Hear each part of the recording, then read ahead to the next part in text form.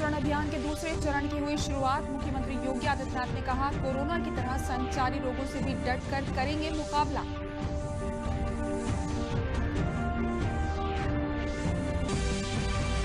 चिकित्सक दिवस के अवसर पर प्रधानमंत्री नरेंद्र मोदी ने कोरोना काल में चिकित्सकों की शानदार और काबिल-ए-तारीफ भूमिका के लिए उनकी सराहना की। कहा, कोविड-19 से निपटने में देश के साथ मजबूती से खड़े हैं चिकित्सक। देश में कोरोना संक्रमण के कंटेनमेंट जोन से बाहर गतिविधियां शुरू करने के लिए अनलॉक 2 के नए दिशा निर्देश हुए लागू। कंटेनमेंट क्षेत्रों में लॉकडाउन 31 जुलाई तक कड़ाई से रहेगा जारी। पूरे देश में कोरोना के खिलाफ जंग है जारी। अब तक 3,47,000 से अधिक लोग बीमारी को मात देकर हुए स्वस्थ। भारत के ड्रग कंट्रोलर ने कोरोना के खिलाफ वैक्सीन के मानवीय ट्रायल को दी मंजूरी। नमस्कार, मैं हूं तरन्नुम रिजवी। अब समाचार विस्तार से। मुख्यमंत्री योगी आदित्यनाथ ने आज विशेष संचारी रोग नियंत्रण अभियान के द्वितीय चरण का शुभारंभ किया। संचारी रोग नियंत्रण अभियान के शुभारंभ अवसर पर कहा कि कोरोना की तरह की संचारी रोग से भी डटकर मुकाबला करेंगे। सीएम योगी ने आम लोगों से अपील करते हुए कहा कि अनलॉक 2 में लोग अगर सावधानी नहीं बरतते तो कोरोना का प्रसार तेजी से बढ़ेगा। उन्होंने कहा कि कोरोना महामारी में यूपी जैसी बड़ी आबादी वाले राज्य में बहुत बेहतर काम हुआ है।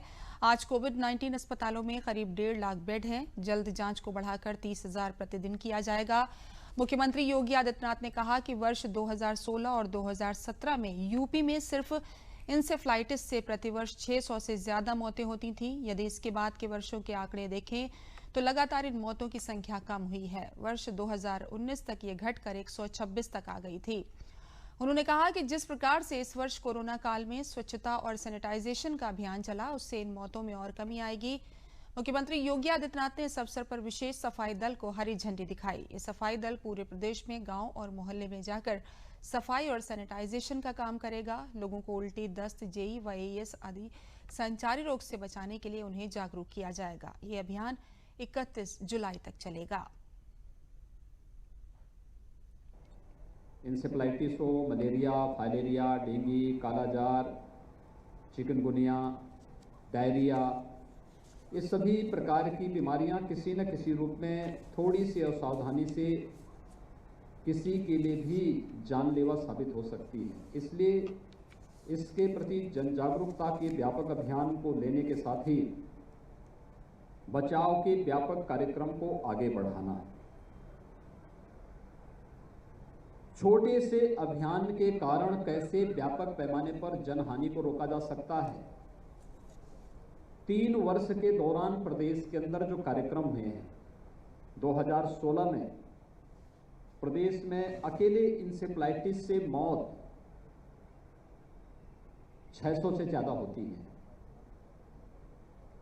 17 में भी 600 से ज्यादा मौतें होती हैं, लेकिन 18 और 19 के आंकड़ों को अगर आप देखेंगे तो लगातार उसमें घटोतरी हुई है और 2019 में ये घट करके केवल 126 तक आ गई थी।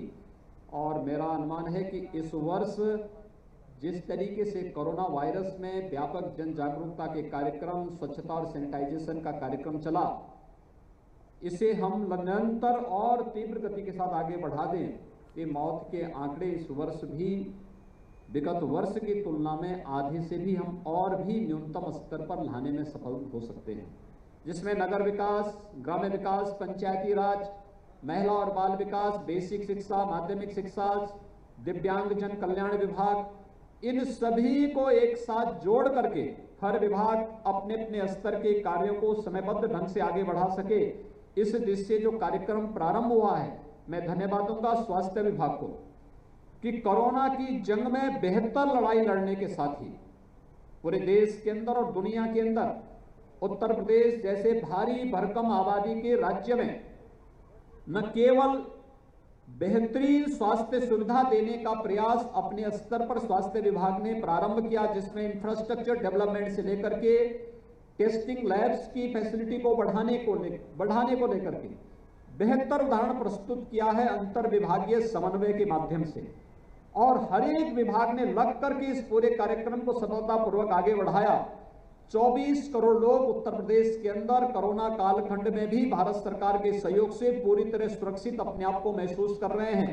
एक कार्यक्रम जहां इसको हमने सफलतापूर्वक आगे बढ़ाया है, वहीं साथ ही साथ कोरोना से भी लड़ेंगे और हर प्रकार के संचारी रोगों को भी हम प्रभावी ढंग से रोकेंगे। इस एक दृढ़ निश्चय संकल्प के साथ आज जो एक अभियान प्रारंभ हो रहा है, मैं स्वास्थ्य विभाग और सभी संबंधित विभागों का आह्वान करूंगा कि वे अपने अपने कार्यों को युद्ध स्तर पर। आज देश में डॉक्टर्स डे मनाया जा रहा है। ये खास दिन स्वास्थ्य के क्षेत्र में काम करने वाले उन तमाम डॉक्टरों को समर्पित है जो कि हर परिस्थिति में डॉक्टरी मूल्यों को बचाए रखते हुए अपना फर्ज निभाते हुए मरीजों को बेहतर से बेहतर इलाज मुहैया कराते हैं। खासकर मौजूदा वक्त में कोरोना की चुनौतियों को देखते हुए डॉक्टर्स की भूमिका बेहद अहम हो गई है। बेहद नाजुक हालत में कोरोना के संक्रमण के खतरे के बावजूद हमारे चिकित्सक दिन रात एक कर मानव सेवा के काम में जुटे हुए हैं। इस सेवा में राष्ट्रपति रामनाथ कोविंद ने चिकित्सक दिवस के मौके पर चिकित्सकों के त्याग और उनके काम के प्रति भावना को सलाम किया है। अपने ट्वीट में राष्ट्रपति ने कहा कि चिकित्सक दिवस के अवसर पर सभी डॉक्टरों को मेरी शुभकामनाएं। हम सभी कोविड-19 वैश्विक महामारी के विरुद्ध लड़ाई में डॉक्टरों की निस्वार्थ सेवा के प्रति आभार व्यक्त करते हैं। राष्ट्र आपकी कर्तव्य परायणता और त्याग भावना को नमन करता है।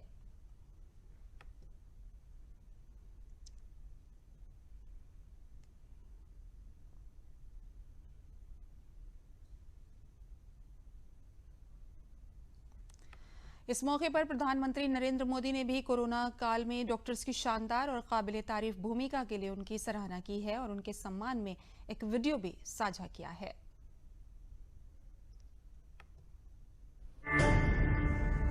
माँ हमें जन्म देती है तो कई बार डॉक्टर हमें पुनर्जन्म देता है। संकट की इस घड़ी में अस्पतालों में इस समय सफेद कपड़ों में दिख रहे डॉक्टर नर्स ईश्वर का ही रूप है। अपने जीवन को खतरों में डाल करके ये लोग हमारा जीवन बचा रहे हैं। डॉक्टर जिंदगी बचाते हैं और हम उनका ऋण कभी नहीं उतार सकते। ये हम सबका दायित्व है कि जो देश की सेवा करते हैं, जो देश के लिए खुद को खपाते हैं, उनका सार्वजनिक सम्मान हर पल होते रहना चाहिए।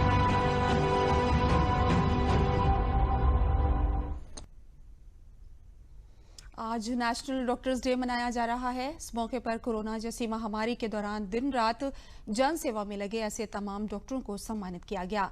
भारतीय स्टेट बैंक ने आज अपने स्थापना दिवस के मौके पर प्रदेश के प्रतिष्ठित डॉक्टरों को सम्मानित किया। इस मौके पर बैंक की ओर से प्रदेश के 8 अस्पतालों को 25 वेंटिलेटर दिए गए। साथ ही राम मनोहर लोहिया इंस्टीट्यूट को 250 पीपीई किट प्रदान की गई। इस मौके पर केजीएमयू के कोरोना विभाग के डी हिमांशु ने बताया कि मुख्यमंत्री योगी आदित्यनाथ ने संचारी रोगों की रोकथाम के लिए अभियान की शुरुआत की। ऐसे में संचारी रोगों पर लगाम लगाने के लिए सभी डॉक्टर्स को अपनी अहम भूमिका अदा करनी चाहिए।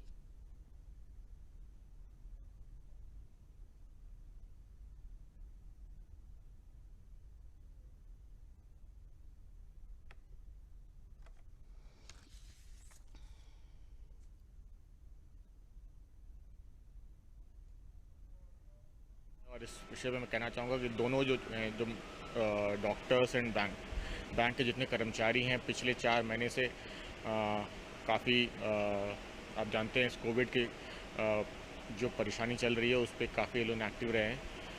कोविड की परेशानी भी हम सब जानते हैं कि इस समय काफ़ी मरीज़ आ रहे हैं, लेकिन मैं यही कहूँगा कि परेशान मत हो।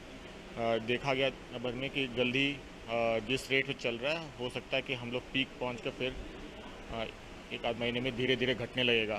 तो इसलिए धैर्य न खोइए, बस अपने आप को प्रिकॉशंस जो हैं, जो दूरी बनाए रखें, मास्क पहने और हैंड सैनिटाइज़र का उपयोग करते रहें और बहुत ज़रूरी हो तभी कहीं जाएं, वरना कोशिश करें घर पे रहें। आज स्टेट बैंक दिवस है। 1 जुलाई 1955 को स्टेट बैंक की जो आज का अवतार है उसके रूप में शुरुआत हुई थी इस बार कोरोना है तो इसलिए ये सोचा गया कि हम कोई फंक्शन नहीं करके कुछ ऐसे कार्य करें जिससे हम समाज के सभी वर्गों को डायरेक्टली या इनडायरेक्टली कुछ बेनिफिट दे सके। तो सर्वप्रथम आज 25,000 वृक्षों का रोपण किया जा रहा है, 25,000 मास्क का वितरण किया जा रहा है अपने कस्टमर्स को और बाकी समाज के लोगों को। 250 किट पीपी किट हॉस्पिटल में दी जा रही हैं। 25 वेंटिलेटर्स विभिन्न अस्पतालों में आज बांटे जा रहे हैं। इसके अलावा एटीएम, 2 मोबाइल एटीएम का आज उद्घाटन कर रहे हैं।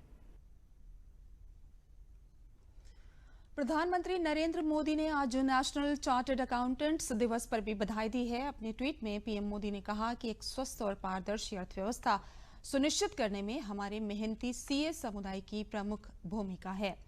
राष्ट्र के लिए उनकी सेवाओं का बहुत महत्व है। चार्टर्ड अकाउंटेंट्स दिवस पर शुभकामनाएं। इस अवसर पर पीएम मोदी ने एक वीडियो भी साझा किया है। दुनिया भर में भारत के चार्टर्ड अकाउंटेंट्स को उनकी समझ और बेहतरीन फाइनेंशियल स्किल्स के लिए जाना जाता है। हमारे शास्त्रों में 4 पुरुषार्थ की चर्चा की गई है। धर्म, अर्थ, काम और मोक्ष। जिस प्रकार से धर्म और मोक्ष की चर्चा करें तो ऋषि मुनि हमको दिखते हैं, उसी की बराबरी में अर्थ जगत का कारोबार नेतृत्व आपके हाथ में है। अर्थ का सही आचरण क्या है, कौन सा मार्ग सही है, ये दिशा दिखाने का दायित्व चार्टर्ड अकाउंटेंट फील्ड के हर छोटे मोटे व्यक्ति का है। जैसे डॉक्टर समाज के और व्यक्ति के शारीरिक स्वास्थ्य की चिंता करते हैं, वैसे ही आप पर समाज के आर्थिक स्वास्थ्य की जिम्मेदारी होती है। आज institute of chartered accountants of India ICAI का स्थापना दिवस है। मेरी तरफ से आप सबको बहुत बहुत शुभकामनाएं।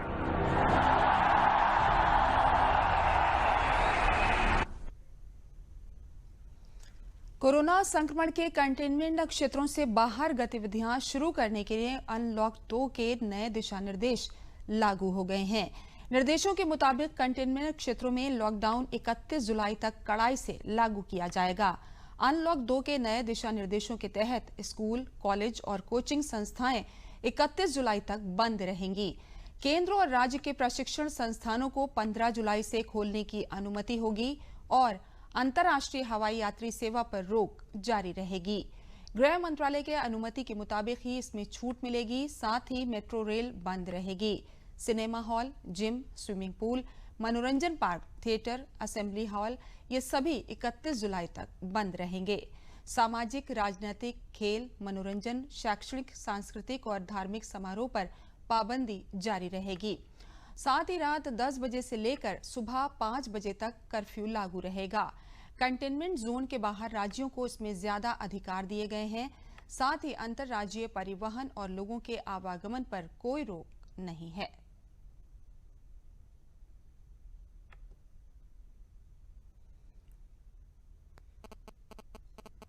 पूरे देश में कोरोना के खिलाफ जंग लड़ी जा रही है। कोरोना से जुड़े आंकड़ों की बात करें तो इस समय देश में कोरोना के कुल 2,20,114 सक्रिय मामले हैं।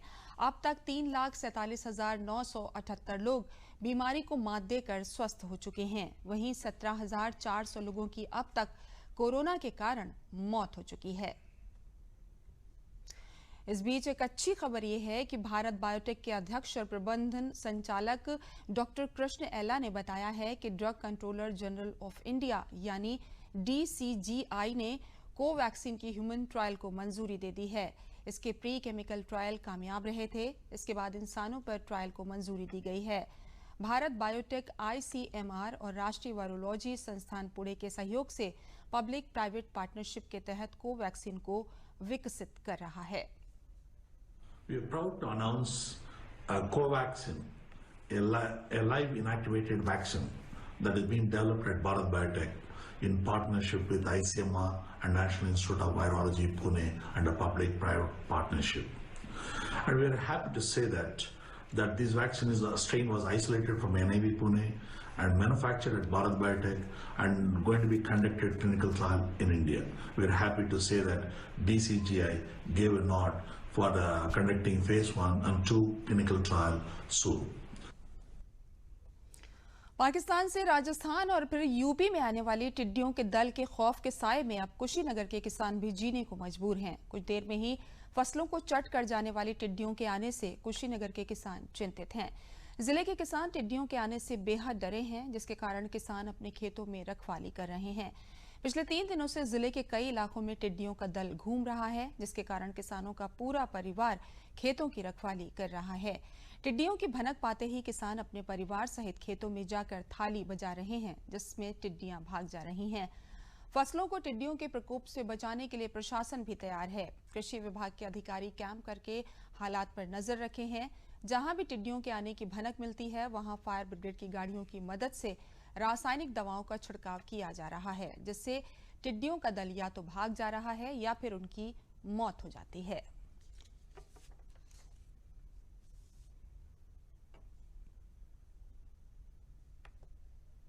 नगर में फायर ब्रिगेड की गाड़ी कृषि रक्षा रसायन लेके जो उनको मारने क्लोरीपायरीफास 20%, तो रात ही से कंट्रोल किए।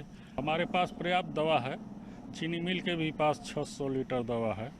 हम भी 150 लीटर गाड़ी में हर समय दवा लेके चलते हैं। जहाँ भी किसानों का फ़ोन आता है और ठहरा हुआ है, फायर ब्रिगेड की 5 गाड़ियाँ हैं और 5 तैनात रहती है। उसमें किसानों ने ताली थाली जो भी हो आवाज़ करने वाले, ये बहुत डरपोक किड्डा है, आवाज़ सुनते ही भागता है, बजाए वो लोग भागे। लेकिन कुछ इनका हिस्सा टूट के आ गया आपके इस क्षेत्र में, बिशनपुरा ब्लॉक, पड़ौना होते नेबुआ नौरंगिया होते, फिर खड्डा पहुंची और खड्डा पहुंचकर ये जो है एक बंधे के पास गांव है, वहां से फिर बिहार निकल गए सब। फर्रुखाबाद जनपद की कायमगंज तहसील, जो कि फल पट्टी के रूप में भी प्रसिद्ध है, शनिवार की शाम को कई बड़े टिड्डियों के दलों ने कई ग्रामों की फसलों पर एक साथ आक्रमण कर कई फसलों को काफी नुकसान पहुंचाया। जानकारी होते ही जिले के कृषि विभाग के अधिकारियों व कर्मचारियों की टीम ने शाम को ही पहुंचकर रात में रुककर ड्रोन की सहायता से छिड़काव कर काफी संख्या में टिड्डियों को मारा और भगाया। खेतों में गांव के लोग, जिनमें पुरुष, औरतें, बच्चों ने थाली, पटाखे, मोटरसाइकिलों के हॉर्न बजाकर टिड्डियों को भगाया, किंतु फिर आसमानी मुसीबत बनकर आई ये टिड्डियां किसानों को काफी नुकसान पहुंचा गई। जानकारी होते ही भारत सरकार ने भी 13 विशेषज्ञों की टीम को रात में ही फर्रुखाबाद भेज टिड्डियों से फसल का बचाव कराया। अगले दिन दोपहर बाद जिलाधिकारी मानवेंद्र सिंह ने अपनी टीम व दिल्ली से व जिले के कृषि विभाग के विशेषज्ञों की टीम के साथ मुख्यालय से 50 किलोमीटर दूर बसे ग्राम जोगपुर आदि ग्रामों में पहुंच टिड्डियों से हुए नुकसान का आंकलन किया।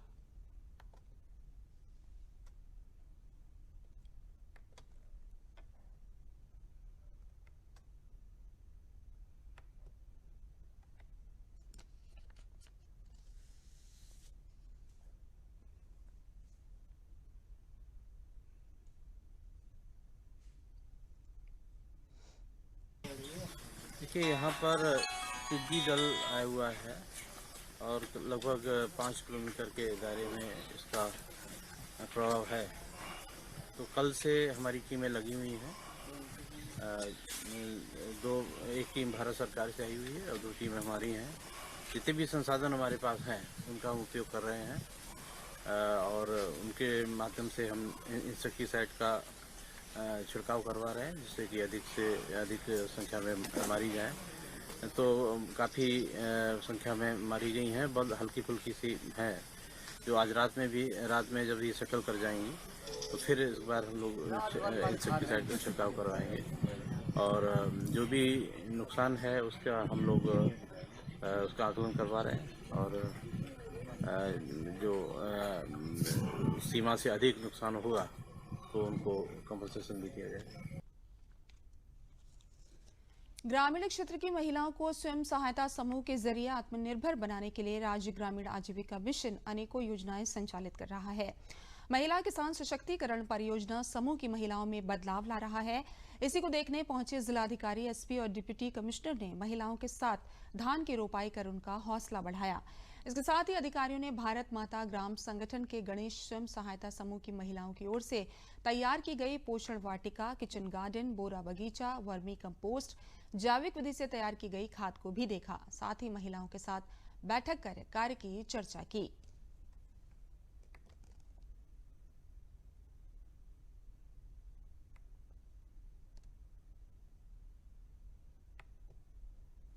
नारायण की तरफ से मुझे मास्क का रोजगार मिला था, तो हम लोगों ने, हमारी जितनी भी महिलाएं इस गांव की हैं, सब लोग साथ में मिलके मास्क हमने तैयार किए हैं, जो कि हम बाहर दिए हैं। अपना कोई समूह ऑर्गेनिक खाद बना रहा है, जैसे गणेश समूह हमारा ऑर्गेनिक खाद, वर्मी कंपोस्ट, और ये पशुपालन भी इसमें होता है। कुछ महिलाएं भी पशुपालन, भैंस पालन, और मतलब कोई भी दुकान कर रहा है। जितने भी सदस्य हैं कुछ ना कुछ काम कर रहे हैं, लेकिन मेरे समूह में वर्मी कंपोस्ट और ये भी खाद का भी काम होता है, तो मेरे परिवार में ही। और जितने समूह हैं 9 समूह में कुछ ना कुछ काम होता है। इससे 5 यहाँ चल रहे हैं समूह, और 4 मेरे त्रिकोली गाँव में चल रहे हैं। ग्राम पंचायत टाण, मजरा तुरकौली, विकासखंड सूरतगंज में राष्ट्रीय ग्रामीण आजीविका के महिला किसान सशक्तिकरण परियोजना के अंतर्गत श्री विधि से धान की रोपाई का कार्य किया गया। सभी उपस्थित महानुभावों द्वारा महिलाओं के किचन गार्डन, पोषण वाटिका, वर्मी कंपोस्ट, नेडफ आदि का अवलोकन किया गया। जिलाधिकारी महोदय तथा उपस्थित सभी महानुभावों द्वारा महिलाओं से भी वार्ता की गई तथा ग्राम संगठन के क्रियाकलाप भी देखे गए। बुंदेलखंड क्षेत्र के सूखा प्रभावित जनपद चित्रकूट में बारिश की एक एक बूंद को बचाने के लिए जहां केंद्र व प्रदेश सरकार अनेक कार्यक्रम चला रही है, वहीं अब रेलवे ने भी वर्षा संचयन की दिशा में काम शुरू कर दिया है। इसी कड़ी में चित्रकूट धाम करवी रेलवे प्रशासन ने भी भूगर्भ जल स्तर को बढ़ाने के लिए कार्य प्रारंभ कर दिया है। पानी के संचय की व्यवस्था के लिए रेन वाटर हार्वेस्टिंग सिस्टम के माध्यम से वर्षा जल को बर्बाद होने से बचाने के लिए कॉलोनियों सहित पूरे परिसर में आधुनिक जापानी तकनीक से 8 बड़े मॉड्यूल टैंक बनाए जा रहे हैं। इससे बारिश के जल को संरक्षित कर रिचार्ज पिट के माध्यम से भूगर्भ जल स्तर को बढ़ाया जा सकेगा।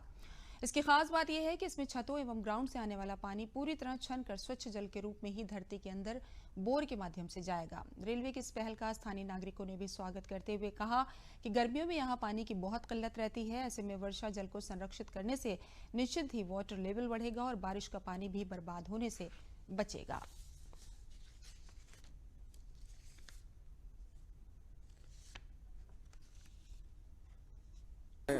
ग्राउंड लेवल रिचार्ज इंक्रीज करने के लिए, ग्राउंड वाटर लेवल इंक्रीज करने के लिए यह काम किया जा रहा है। हमारा क्रॉस वेव है, इसको सेट किया जाता है, इससे रिचार्ज पिट बनाए जाते हैं और बोर के थ्रू, इसमें एक बोर हुआ है, इस बोर के थ्रू ग्राउंड में, जमीन में नीचे पानी जाता है, जिससे हमारा ग्राउंड का वाटर लेवल इंक्रीज होता है। बुंदेलखंड है और सूखे की मार अक्सर झेलता रहता है, और जब भी गर्मी का सीजन आता है तो गर्मी के सीजन में जलस्तर एकदम न्यूनतम स्तर पे हो जाता है कि बड़ी दिक्कतें होती हैं। एक अच्छा प्रयास शुरू किया है सरकार ने कि जल संचयन के लिए एक अच्छी सी टेक्निक लाई है, सोकपिट टेक्निक लाई है, जिससे जब वाटर लेवल बढ़ेगा।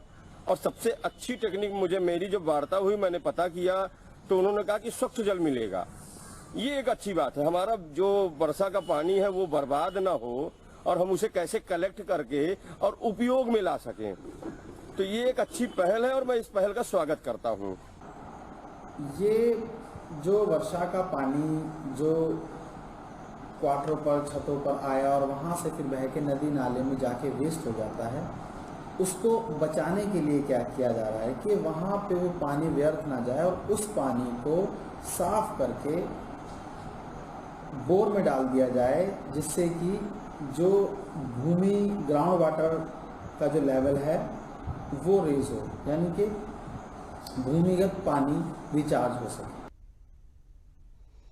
वाराणसी में कोविड महामारी के चलते बेरोजगार हो चुके प्रवासी श्रमिकों की घर वापसी लगातार हो रही है। ऐसे में प्रवासी मजदूरों के सामने घर में रोजगार एक बड़ी समस्या थी, लेकिन केंद्र सरकार द्वारा पीएम गरीब कल्याण योजना से श्रमिकों के लिए रोजगार उपलब्ध करा रही है, जहां मनरेगा के तहत उनको रोजगार दिया जा रहा है। वहीं उनकी स्किल मैपिंग कराकर उनको उनके स्किल के हिसाब से भी रोजगार उपलब्ध कराया जा रहा है। इसी कड़ी में खादी ग्राम उद्योग आयोग वाराणसी द्वारा 300 प्रवासी मजदूरों को इलेक्ट्रिक चाक का वितरण किया जाएगा, जिसके तहत पहले फेज में 60 मजदूरों की ट्रेनिंग खादी आश्रम सेवापुरी में चल रही है। ट्रेनिंग पूरा करने के बाद इन श्रमिकों को इलेक्ट्रिक चाक का वितरण किया जाएगा, जिससे मजदूर घर पर ही रहकर अपनी आजीविका चलाएंगे।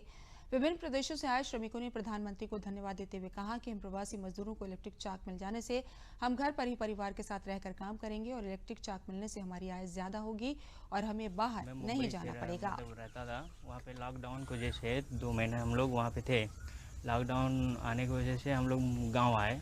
15 दिन के बाद शिवपुरी ब्रांच में और वहाँ ट्रेनिंग चल रहा था इलेक्ट्रीशियन चाक का, तो वहाँ पे सबका फॉर्म वॉर्म भर के दिया गया था और फिर उसके बाद ट्रेनिंग हम लोग दिए हैं, वहाँ पे हो गया है। अभी देखो कितने दिन में चाक को मोदी जी के उपकार से मिलने वाला है हम लोग को, तो उस हिसाब से देंगे।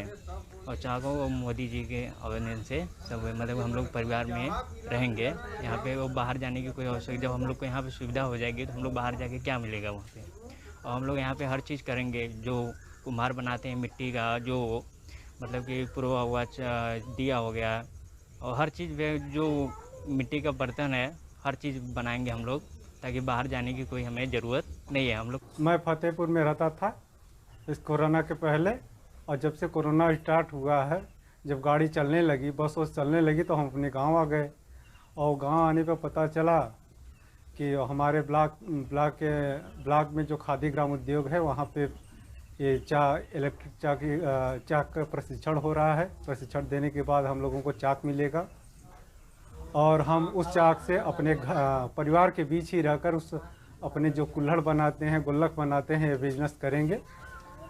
और ये इलेक्ट्रिक चाक मिलने की वजह से इलेक्ट्रिक चाक हम लोगों को मिल जाएगा, अपना स्वरोजगार हम लोग कर लेंगे। इसके लिए हम प्रधानमंत्री मोदी जी का तहे दिल से धन्यवाद करते हैं। बलरामपुर में प्रधानमंत्री गरीब कल्याण रोजगार योजना के अंतर्गत चाहे जनधन खातों से महिलाओं को 500 रुपए का मिलना हो या फिर लोगों को निःशुल्क राशन, सभी लोग इससे लाभान्वित हो रहे हैं।